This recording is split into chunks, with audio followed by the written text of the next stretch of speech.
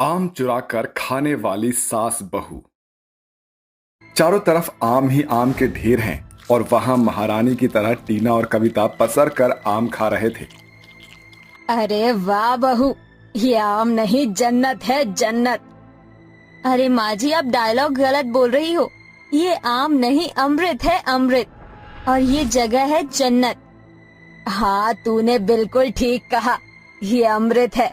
अरे कितना तरस गए थे हम दोनों इसके लिए।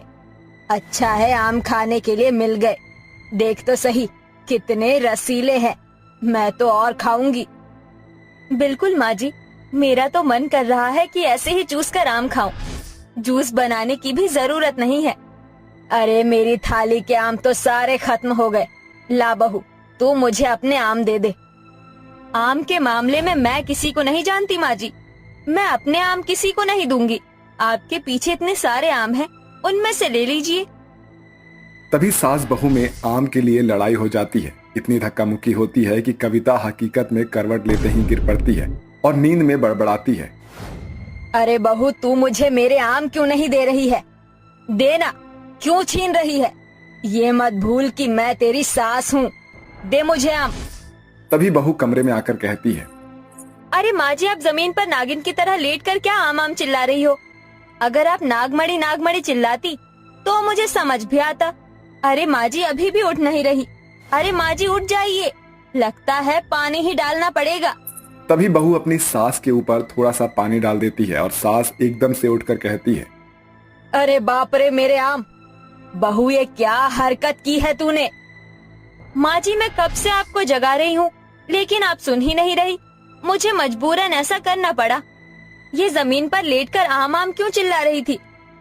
क्योंकि तू मुझसे सपने में आम छीन रही थी। जानती है हमारे आगे पीछे कितने सारे आम थे। अरे आम के पहाड़ में बैठे थे हम दोनों, फिर भी तू लड़ रही थी। मुझे आम खाना है, कब से बोल रही हूँ पुनीत से, लेकिन वो सुनता ही नहीं है। वही तो माँ जी, मैंने भी उनसे बोला था कि आम ले आओ। आम का सीजन आ गया है, दूसरों को देखकर हमारा भी मन करता है।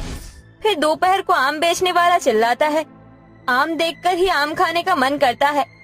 क्या करें, गरीबी भी तो है।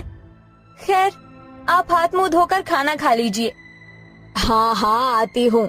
ऐसा कहकर कविता नहा धोकर आंगन में आ जाती है और पड़ोसन दोनों हाथ से भरी हुई आम की पन्नी लाकर कहती है, अरे ओ कविता, देख मैं कितने सारे आम लेकर आई हूँ। भाई, आम का सीजन है। आम कितने भी महंगे हो, लेकिन मन को नहीं मार सकते। तू क्यों नहीं ले रही? तेरे भी तो पसंदीदा है। मैं ले लूंगी, तू क्यों मुझे बोल रही है? वैसे क्या भाव दिया आम? भाई, मेरे तो आम देखकर मुंह में पानी आ रहा है। 200 रुपए किलो लाई हूँ आम, और तू तो इतनी मक्कार है कि इतने महंगे आम ले ही नहीं सकती। चल चल, कम बोल। मैं जब आम लेकर आऊंगी तो तुझे चिढ़ा कर ही खाऊंगी। बड़ा आई मुझे बोलने वाली। ऐसा कहकर कविता अंदर चली जाती है और अपने बहू बेटों के साथ खाना खाती है। जितना मन सास का आम खाने का था, उतना ही मन बहू का भी था। तभी वो अपने पति से कहती है, गर्मी आ गई है, आम बिक रहे हैं, दिला दीजिए ना। कुछ नहीं तो आधा किलो या फिर 50 रुपए के ही दिला दीजिए। एक आधा आम चख तो लेंगे। बहुत मन करता है आम खाने का, दूसरों को देखकर। हाँ बेटा, दिला देना, बस एक बार पैसे दे दे, फिर हम नहीं मांगेंगे। माँ कितनी बार बोलूं मैं आपको, हाँ? और तुम्हें अलग से कहूं क्या टीना? तुम जानती हो ना, मेरी मजदूरी चंद पैसों की है, जिससे हम 2 वक्त का खाना ही मुश्किल से जुटा पाते हैं। अगर आम लेने जाऊंगा तो 2 दिन भूखा रहना पड़ेगा, और उसके साथ घर का खर्चा भी तो निकालना होता है। और आम ही तो है, क्या पहले कभी खाया नहीं है? अरे थोड़ा सब्र कर लो, अगले साल खा लेंगे। आपके आम के लिए मैंने अलग से मजदूरी भी करनी चाहिए, पर मालिक ने मना कर दिया। आखिर मुझे घर का राशन पानी देकर ही तो चलना होगा ना। सही कह रहा है, लेकिन आम खाने हैं बेटा। खैर छोड़ो, ज्यादा बोलना ठीक नहीं है। तभी खाना खाकर पुनीत काम पर चला जाता है। कुछ देर बाद सास बहू बचे कुचे पैसों से सब्जी लेने बाजार जाते हैं, तो ठेले से गुजरते हुए उन्हें आम की लुभावनी खुशबू आती है, जिसे सूंघ कर दोनों कहती हैं, आहा माँ जी, आम की खुशबू कितनी अच्छी है, एकदम भीनी भीनी। हाय बहू, खुशबू तो इतनी अच्छी है आम की कि अभी खा जाओ। मेरे मुंह में से तो पानी निकल रहा है। पता नहीं कब जाकर आम खा पाएंगे या आम को देखकर ही रह जाएंगे। अरे ये तुम दोनों यहाँ क्या कर रही हो? हटो मेरे ठेले के सामने से, ग्राहकों को आने दो। चलो भागो, ऐसे तो है नहीं आए बड़ा खुशबू सूंघने। सब्जी लेकर जब दोनों वापस घर की ओर आते हैं तो किसी के बाग में उन्हें आम से लदा हुआ पेड़ दिखाई देता है। माँ जी देखिए ना, कितना बड़ा आम का पेड़ है। चलिए कोई रास्ता नहीं बचा, आम चुरा ही लेते हैं। चल बहू, आम खाने के लिए अगर चुराना भी पड़े तो मुझे मंजूर है। अब तभी दोनों सास बहू चोरी चुपके उस आम के पेड़ के पास पहुंच जाते हैं और ढेर सारे आम तोड़कर खाने लगते हैं और कहते हैं, वाह वाह वाह, आखिरकार आम खाने को मिल ही गए। हाँ माँ जी, आम सूंघने से ज्यादा तो खाने में मजा आ रहा है। जल्दी खा लीजिए, कहीं यहाँ का मालिक ना आ जाए।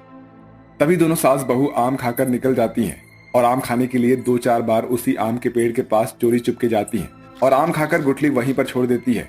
पेड़ का मालिक ये सब देखकर कहता है, मैं देख रहा हूँ 2-4 दिन से कि कोई मेरे आम के बाग में चोरी छुपकर आम खाता है और ढेर सारी आम की गुठलियां छोड़कर जाता है, लेकिन इस बार मैं उसको पकड़ कर ही रहूंगा। मुझे बिल्कुल बर्दाश्त नहीं है कोई मेरे आमों की चोरी करे। अगले दिन नरेंद्र आम के पेड़ के पास ऐसा जारा लगाता है कि जब दोनों सास बहू आम की चोरी करने के लिए वहां आती है तो आम तोड़ते ही उस जाल में कैद हो जाती है। फिर नरेंद्र आकर कहता है, अच्छा तो वो तुम दोनों हो हाँ, जो मेरे आम को चुरा चुरा कर खा रही हो? रुक जाओ, तुम दोनों को मैं अभी पुलिस के हवाले करता हूँ। क्या करे माँ जी, अब तो हम फंस गए। और खा लीजिए चुरा कर आम। हाँ तो क्या हो गया, मैं क्या अकेले खा रही थी? तू भी तो थी और तूने ही मुझे आइडिया दिया था कि आम चुरा कर खाते हैं। ये सब तेरी वजह से हुआ है।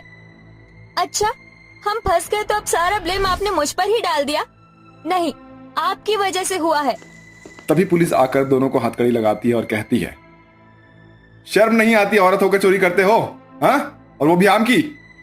अरे कोतवाल साहब, आप तो ऐसे कह रहे हैं कि सोना चोरी कर लिया हो। अरे हम तो आम खाना चाहते थे, इतने गरीब है कि आम के लिए पैसे नहीं थे, इसलिए हमने चुरा लिया। हमें माफ कर दीजिए। हाँ दरोगा जी, हमें माफ कर दीजिए, हम बहुत गरीब है। मैंने अपने पति से भी कहा था, लेकिन उन पर पैसे नहीं थे, अपना मन मान नहीं सके, इसलिए चोरी की। तभी वहां से गुजरता हुआ पुनीत उन्हें देखकर कहता है, तुम्हारी माँ और बीवी ने आम की चोरी की है ना, इसलिए हथकड़ी लगाई हमने।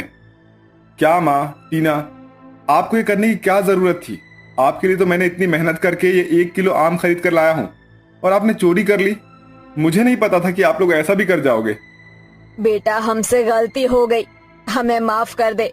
अरे भाई साहब हमें छोड़ दीजिए, आम ही तो चोरी किए थे, हम आपको पैसे दे देते हैं, अब से दोबारा ये सब नहीं करेंगे।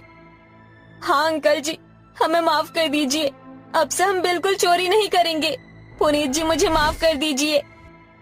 इंस्पेक्टर साहब चलिए छोड़ दीजिए इन्हें, आखिर गरीबी में ही इंसान ऐसे कदम उठाता है। चलो ठीक है, दोबारा से आप लोग ऐसा मत करना, ठीक है? ठीक है। तभी पुलिस उन्हें छोड़कर चली जाती है। फिर पुनीत अपनी माँ और टीना के लाए हुए आम को नरेंद्र को सौंपता है तो नरेंद्र उन्हें वापस कर देता है। इस पर सिर्फ आपका ही हक है क्योंकि आपने मेहनत की है। शुक्रिया आपका।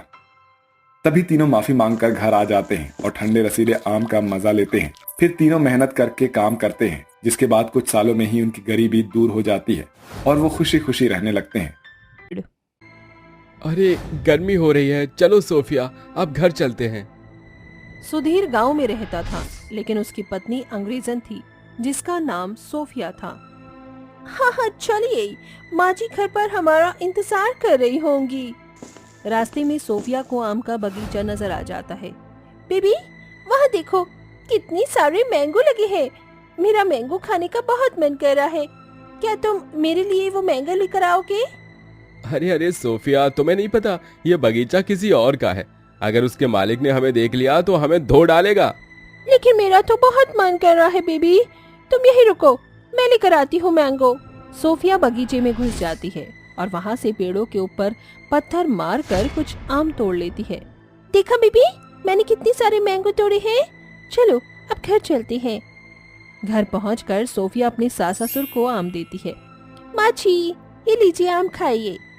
लेकिन बहू, तुम ये आम कहाँ से लेकर आई हो? रास्ते में एक बगीचा नजर आया था, बस उसी पर से तोड़ लिए। अरे बहुरिया, ऐसा नहीं करना। दोबारा किसी बगीचे वाले ने अगर पकड़ लिया तो पता नहीं कैसी कैसी बातें सुनाएगा। डोंट वरी बाबूजी, मैं कोई भी काम बहुत ही सफाई से करती हूँ। लीजिए, आप भी आम खाइए। वो लोग बहुत ज्यादा गरीब थे। सुधीर जंगल से लकड़ियां तोड़कर बाजार में बेचकर ही घर का गुजारा किया करता था, जिसके चलते वो 2 वक्त की रोटी खाया करते थे। लेकिन कुछ दिनों बाद अचानक से बारिश शुरू हो जाती है और जंगल की सभी लकड़ियां गीली हो जाती हैं। आज तो बारिश हो रही है, आज हम जंगल नहीं जा पाएंगे। और मैं आम नहीं खा पाऊंगी। काश हमारे पास इतने पैसे होते कि हम आम खरीद सकते। मैंने तुमसे शादी तो कर ली सोफिया, लेकिन तुम्हारे सपने और तुम्हारी जरूरत मैं पूरी नहीं कर पा रहा हूँ। आप परेशान मत होइए। अगर हम पैसों से आम खरीद नहीं सकते तो क्या हुआ, अपने आंगन में आम का पेड़ तो उगा सकते हैं। सोफिया बारिश में भीगते हुए आम की गुठलियों को लेकर अपने बगीचे में उगाने लगती है, जिसके बाद वो अपने दोनों हाथ जोड़कर भगवान से कहती है, ओ गॉड, आप सबकी सुनते हो, इस बार मेरी भी सुन लेना। मेरा आम खाने का बहुत मन करता है, लेकिन मेरे पति बहुत गरीब हैं, मुझे आम खरीद कर दे नहीं सकते। इसीलिए जितनी जल्दी हो सके मेरे इस प्यारे से आम के पेड़ को बड़ा कर देना। ये कहकर वो वापस अपने घर के अंदर आ जाती है। उसे भगवान से प्रार्थना मांगते हुए एक जादुई परी सुन लेती है और आसमान में उड़ते हुए वो अपने आप से कहती है, इस बेचारी औरत को भगवान पर कितना विश्वास है, पता नहीं भगवान इसकी कब सुनेंगे, लेकिन क्यों ना मैं ही इसकी मदद कर दूं। परी अपनी जादू की छड़ी को घुमाती है और जिस जगह पर सोफिया ने आम की गुठलियों को जमीन में उगाया था, उसी जगह पर जादुई परी एक बहुत बड़ा आम का पेड़ उगा देती है, जिस पर बहुत रसीले रसीले आम लगे होते हैं।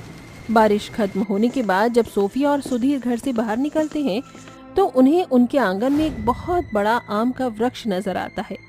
कहीं मैं कोई चमत्कार तो नहीं देख रही हूँ? हाँ, तुमने सही कहा, ये चमत्कार ही हो सकता है। सोफिया से बिल्कुल भी रुका नहीं जाता और वो पेड़ के ऊपर से एक आम तोड़ लेती है। जैसे ही वो आम तोड़ती है, उसी जगह पर एक और आम आ जाता है। हे भगवान, देखो जरा, तुमने जहाँ से आम तोड़ा था वहाँ पर एक और आम आ गया। इसका मतलब ये कोई मामूली पेड़ नहीं बल्कि जादुई पेड़ है। लगता है गॉड फादर ने मेरे विश को पूरा कर दिया और हमारे घर के बाहर एक जादुई आम का पेड़ उगा दिया। सुधीर उन आम को देखकर कुछ सोचने लगता है।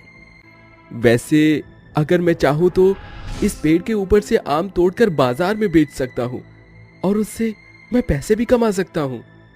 तभी सावित्री और मोहन आ जाते हैं। आम का पेड़ देखकर वो भी हैरान रह जाते हैं। बड़ा और पीले पीले आम का पेड़ लगता है, ये भगवान भी हमारा साथ दे रहे हैं। सुधीर एक टोकरी लेकर आता है और उसके अंदर वो आम तोड़कर रख देता है, जिसके बाद वो उन आम को बाजार में जाकर बेचता है। साथ में सोफिया भी लोगों को आम खरीदने के लिए कहती है, आइए आइए, हमारी दुकान पर आइए, ऐसे ताजे रसीले आम फिर कहीं भी देखने को नहीं मिलेंगे। आइए आइए और इन रसीले आमों का मजा लीजिए। कुछ ही देर में वहाँ भीड़ इकट्ठी हो जाती है, जिसके चलते शाम तक उनकी अच्छी खासी बिक्री होती है। आज तो बहुत अच्छी कमाई हुई है। बोलो सोफिया, तुम्हें क्या चाहिए? मैं आज तुम्हें वही दिलवाऊंगा। मेरी ये साड़ी बहुत पुरानी हो गई है और जगह जगह से फटी भी है, क्या तुम मुझे एक नई साड़ी दिलवाओगे? सुधीर एक बहुत प्यारी और सुंदर साड़ी खरीदकर सोफिया को दिला देता है, जिसके बाद वो दोनों घर पर आ जाते हैं। उस दिन उनके घर पर बढ़िया पकवान बनते हैं और सभी लोग पेट भर कर खाना खाते हैं। अगले दिन जैसे ही सवेरा होता है, सुधीर फिर जादुई पेड़ के ऊपर से आम तोड़ता है। जितने भी वो आम तोड़ता है, वो सारे आम वापस से उस पेड़ पर आ जाते हैं, जिसके बाद सुधीर और सोफिया दोनों ही सारे आमों को बाजार में बेच देते हैं, जिसके चलते उनकी अच्छी खासी कमाई हो जाती है। आज भी हमारी दोगुनी कमाई हो गई है। आज हम घर की जरूरतों का सामान लेकर घर चलेंगे। दोनों बाजार से अपने घर की जरूरत का सामान खरीद लेते हैं और उसके बाद घर आ जाते हैं। ऐसे ही धीरे धीरे कुछ महीने बीत जाते हैं। जिसके चलते वो अपने टूटे फूटे मकान को भी एक बड़ा और प्यारा बनवा देते हैं। उनकी सभी परेशानियां खत्म हो जाती हैं। वहीं इतनी जल्दी उन्हें तरक्की करते हुए देख सावित्री की सहेलियों को जलन होती है। मुझे तो विश्वास ही नहीं होता, इन गरीबों के पास कल तक तो कुछ भी नहीं था, लेकिन 2-3 महीनों में जरा देखो तो सही, इनके पास अब सब कुछ है। आखिर इनके पास इतना पैसा आ कहां से रहा है? सावित्री तो हमें सच बताने से रही, क्यों ना हम इस बात का पता खुद ही लगा लें। सुरेखा और केसरी अपने घर के काम खत्म करने के बाद रात के समय सोफिया के घर पर नजर रखने लगती हैं। पूरी रात भर उन्हें कुछ नजर नहीं आता, लेकिन सुबह होते ही जब सुधीर एक टोकरी लाकर जादुई आम के पेड़ से आम तोड़ता है और उस पर अपने आप आम उगने लगते हैं, तो ये सब देखकर सुरेखा और केसरी हैरान रह जाती हैं। इसका मतलब यही है वो राज जिसके कारण ये लोग इतने अमीर हुए हैं। बहन, मैं तो कहती हूँ रात की सवेरे जब हम सब लोग अपने घरों में सो जाते हैं, उस समय हम ये जादुई आम का पेड़ काट कर अपने घर पर लगा लेंगे। तुमने बिल्कुल सही कहा, आज रात हम बिल्कुल यही करेंगे। सुबह के वक्त वो अपने घर पर चले जाते हैं, जिसके बाद वो दोनों रात होने का इंतजार करने लगते हैं। रात होते ही जब सभी लोग सोते हैं तो वो दोबारा से सोफिया के घर पहुंच जाती हैं और उस जादुई पेड़ को आरी से काटने ही वाली होती हैं, लेकिन सोफिया उन्हें देख लेती है और पूरे घर को जगाकर उनके पास ले आती है। तुम्हारी हिम्मत कैसे हुई हमारे आम के पेड़ को काटने की? सोफिया और उसके परिवार को देखकर सुरेखा और केसरी घबरा जाती हैं। हमें माफ कर दो, हमसे गलती हो गई। हमने लालच में आकर इस पेड़ को ही काटना लाजमी समझा, लेकिन तुम हमारी ये बात गांव के किसी को मत बताना, नहीं तो हमें गांव से बाहर निकाल दिया जाएगा। अरे बहनों, अगर तुम्हें आम चाहिए थे तो हमें ऐसे ही बता देते, हम तुम्हें ऐसे ही आम दे देते, इसमें चोरी करने की क्या बात है। सुधीर फौरन 2 टोकरी आम भरता है। इसके बाद वो सुलेखा और केसरी को आम की टोकरी दे देता है। जितने चाहे उतने आम आप रोजाना यहाँ से ले जा सकती हो, हमें कोई आपत्ति नहीं है। केसरी और सुलेखा शर्मिंदा होकर वहां से चली जाती हैं। वहीं दूसरी तरफ सुधीर और सोफिया आम से कई गरीब लोगों की मदद भी करते हैं और एक फैक्ट्री खोलकर गरीब लोगों को उसमें नौकरी भी देते हैं। ऐसे ही उनकी जिंदगी खुशहाल तरीके से चलने लगती है।